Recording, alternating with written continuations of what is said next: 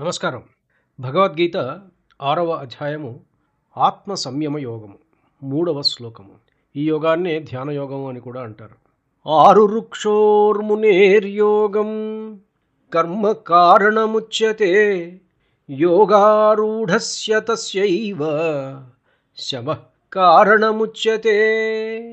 ఆరు వృక్షో యోగమును అధిరోహించవలెనని కోరుకునే మునే మునికి యోగం నిష్కామ కర్మయోగము, కర్మ అనగా కర్తవ్య కర్మలను ఆచరించటము, కారణం సాధనముగా ఉచ్యతే చెప్పబడుతోంది.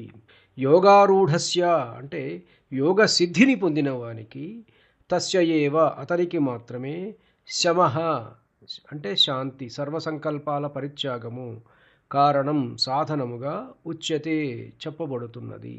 యోగమును అధిరోహించాలనుకునే సాధకుడికి అంటే ప్రారంభ దశలో ఉన్నవాడికి ఫలాపేక్ష లేని కర్మలను ఆచరించడమే మార్గము అని చెప్పబడింది.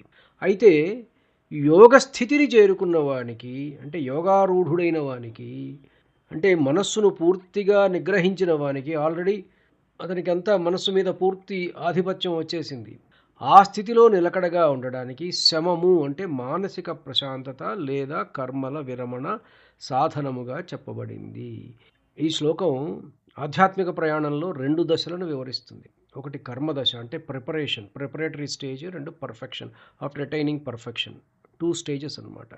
కర్మదశ మనస్సు నిర్మలం కావడానికి, క్రమశిక్షణ అలవడడానికి నిష్కామ కర్మలు చేయడం అత్యంత అవసరం. ఇప్పుడు జ్ఞాన ధ్యాన దశ అంటే పర్ఫెక్షన్ ఆల్రెడీ వచ్చిన వాడికి మనస్సు స్థిరపడిన తర్వాత బాహ్య కర్మల కంటే అంతర్గత ప్రశాంతత, నిశ్చలత్వం ద్వారా పరమాత్మను ధ్యానించటం ప్రధానం అవుతుంది. ఒక సింపుల్గా చెప్పాలి అంటే కొండ ఎక్కేవాడికి ప్రయత్నం అంటే నడక అవసరమైతే, కొండ ఎక్కేసేసి శిఖరాన్ని చేరుకున్న వాడికి అక్కడ స్థిరంగా నిలబడడం అంటే నిశ్చలత అవసరము. అంతే కదా, అలాంటిదన్నమాట ఇది. ధన్యుణ్ణి. నమస్కారం. మీ ఊటుకూరు జానకి రామారావు.